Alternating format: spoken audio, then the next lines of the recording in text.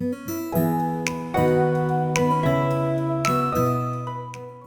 you ever wondered why some projects turn out perfectly as expected, while others, they kind of have a flop to them, a bubble to them, or they're just not the right shape?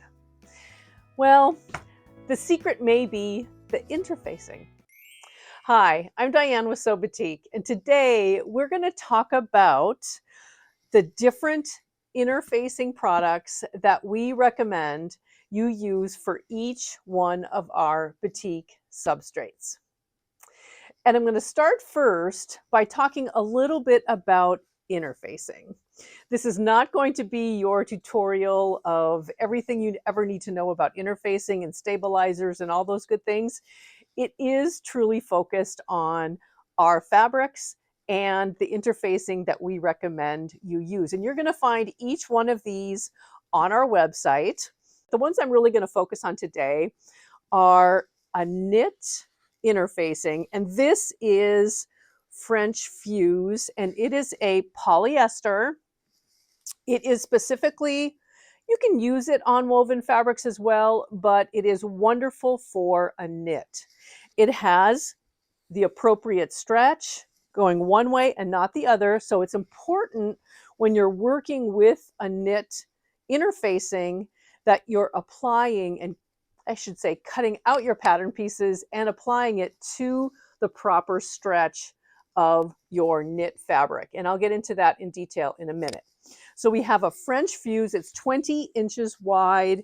It is available in both black and white, so you can get pretty close to your fabric color that you're working with. Now, let's talk a little bit about woven interfacings. And the first one, and I think the one that I use so much, is a product called Envy Silk.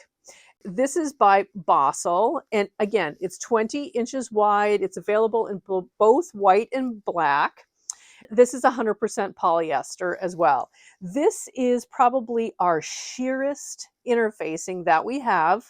We often, in all of our kits, will use the Envy Silk in any rayon projects that we have. But there's other opportunities to use other weighted interfacing on the rayon. It just happens to be the one that seems to add just that little bit of stability that is needed in a facing or a collar or even cuffs for that matter. So Envy Silk. The next, and I'm kind of taking these in their level of stability, structure, and weight. So the next interfacing is, again, 20 inches wide. This is the Pellon product, and this is number 906F. It's a sheer weight. Again, this is really a very lightweight, sheer weight woven interfacing. And this is 100% polyester as well. I use this, and we'll go into this a little bit, sometimes on the batik rayon when I need just a little bit of added structure. I'm going to share with you a shirt here in a second. Or linen as well. I think that is a very nice weight for a little bit of a heavier woven fabric, such as our batik linen. The next interfacing is lightweight Shape Flex, and this is SF 568. And I'm always looking at the bolt end because sometimes I forget which ones I'm working with here, but this is,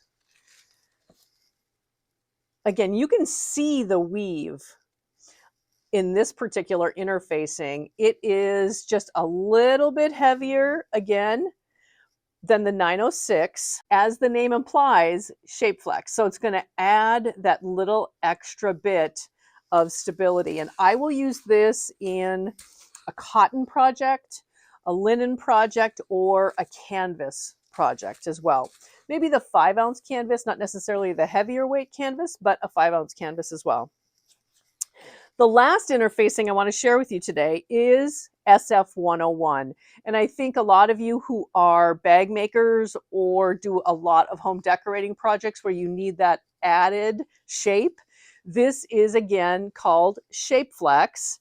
And this is available actually in 20-inch wide widths, as well as on our website, we have it as 60-inch wide as well. It's a really economical way to buy a lot of interfacing if you do a lot of bag making or have projects that need just that little bit extra length to them.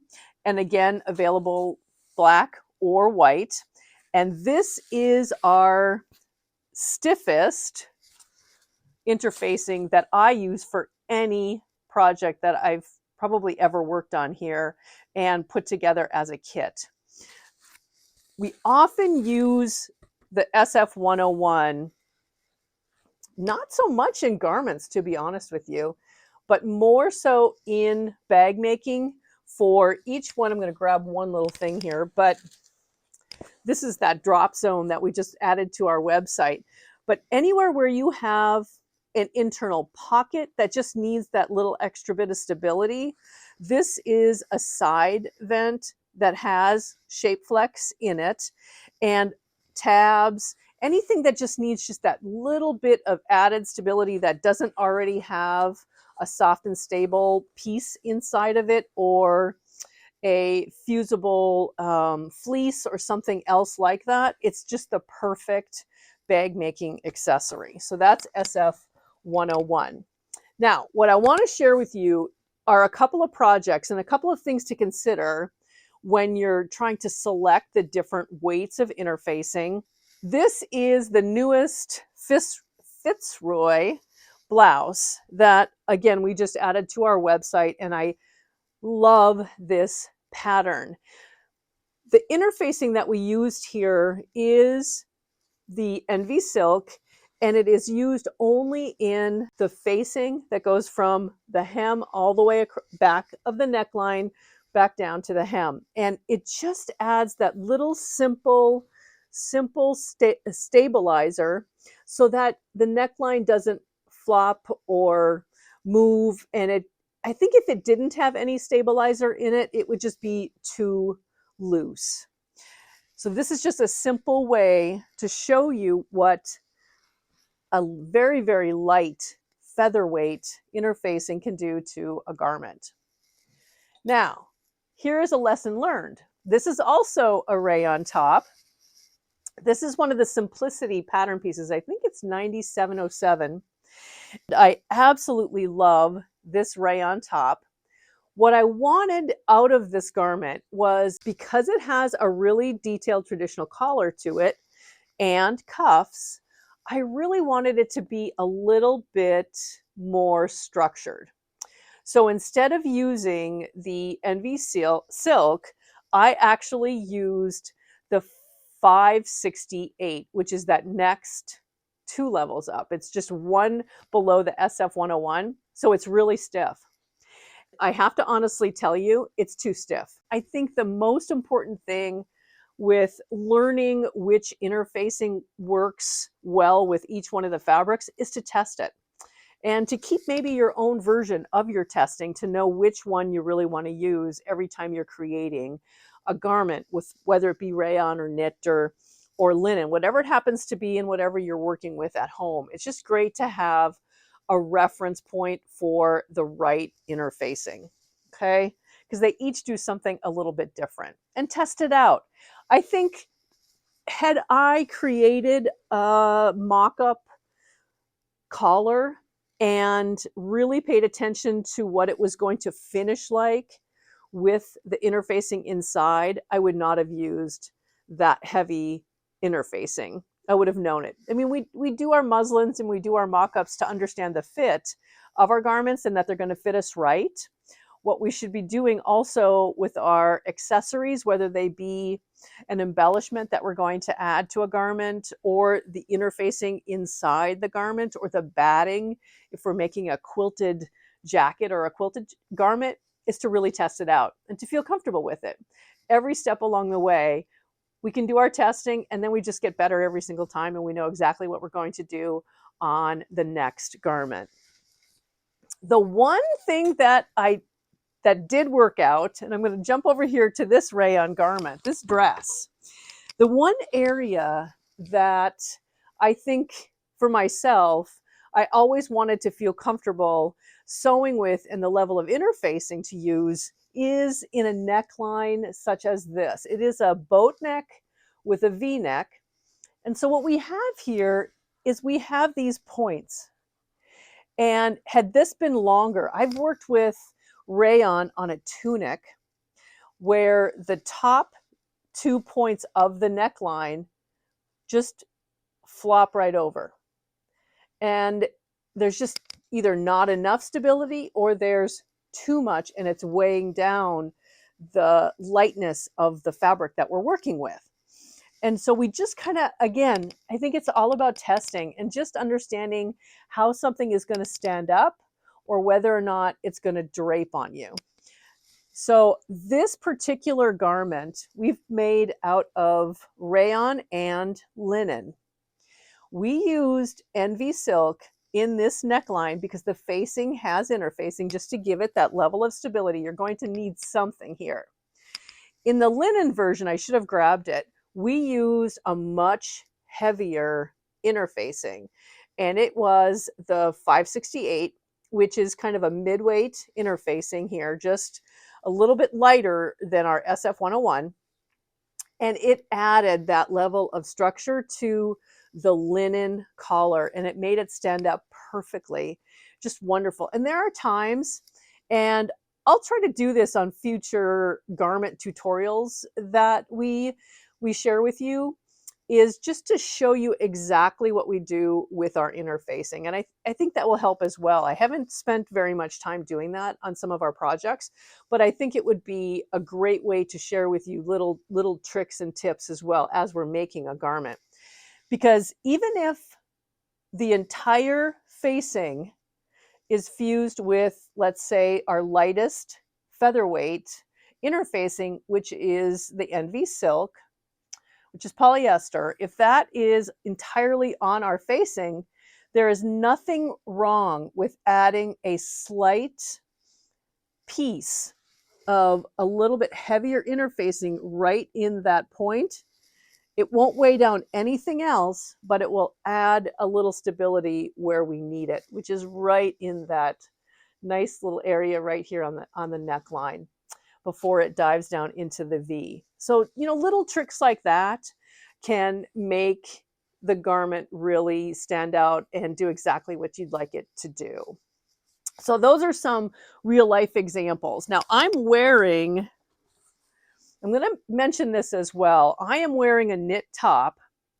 This is a pattern by, and I can't pronounce it. I should have written it down and I didn't write it down. I'll put the picture of the pattern cover on our screen here, but this is a pattern by Named, and I downloaded it. It is, hopefully I'm not making too much noise here with this microphone, but it has a neckline that has several tucks and pleats, bringing it up from the fullness of this jersey knit up into the neckline.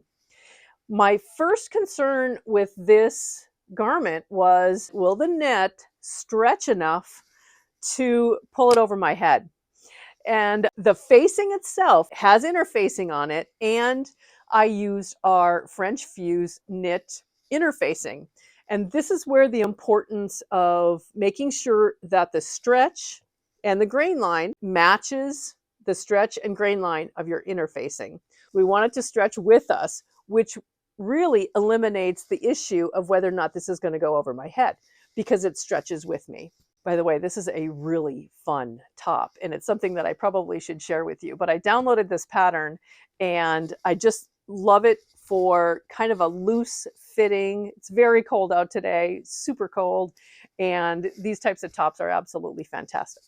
Okay, back to the interfacing. I'm going to take you overhead to show you some of the details of each one of our fabrics. The first fabric I'd like to share with you is our Batik rayon, and it is 45 inches wide. This is a lightweight, breathable fabric, and it's perfect for blouses, skirts, dresses, pants. It's just a beautiful fabric with an amazing drape to it. We recommend the NV silk, and this is the white NV silk, And as you can see, it is just super translucent. It's light. It's just going to add that little touch of stability. Here's a piece of the rayon. This is the Valhalla motif in the shade of Dusty Topaz with a little bit of the Envy silk on it, and it adds just that perfect little weight to it. So if you were to fold it in half, it's not bulky. It's just a beautiful weight. This is definitely the interfacing we recommend for our Batik rayon. Next, let's talk about our Batik cotton jersey knit. Our knit is 69 inches wide, and it's a two-way stretch. We put this in front of you here. So it's going to stretch and not against the grain. It's very structured. It's a beautiful weight of cotton. And again, it's beautiful for t-shirts, for casual dresses, for loungewear. I have a lot of PJs made out of our cotton jersey knit. It's just got a beautiful stretch to it, and it is super comfortable. So this is the French fuse, and this is a knit. So it has stretch. It's going to have that stretch across the grain here, but it does not stretch the other way. So it has that two-way stretch as well. So it's very important that when we're cutting out our interfacing that we match the grain of our pattern piece to the grain of the interfacing that's required for any of those pattern pieces. So let me take another cut of our jersey and stretch it. So it's still going to have that stretch and give only in that two-way across the grain stretch. See that? And it really is a beautiful stretch to the jersey knit. So again, that's our French fuse. The next fabric is our linen, and this is the Gardenese Divine motif in the shade of lilac. I really love the brightness of this fabric. Our linen is 54 inches wide.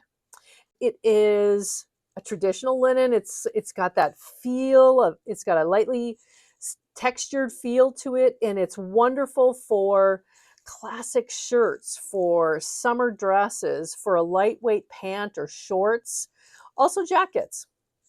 Beautiful fabric. And what I've done here, hopefully I can show you this, is I have applied 4 different interfacing weights to one strip of the fabric.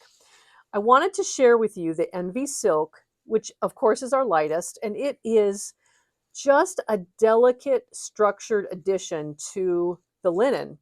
So if you only need a really, really slight interfacing, this is a beautiful option for you.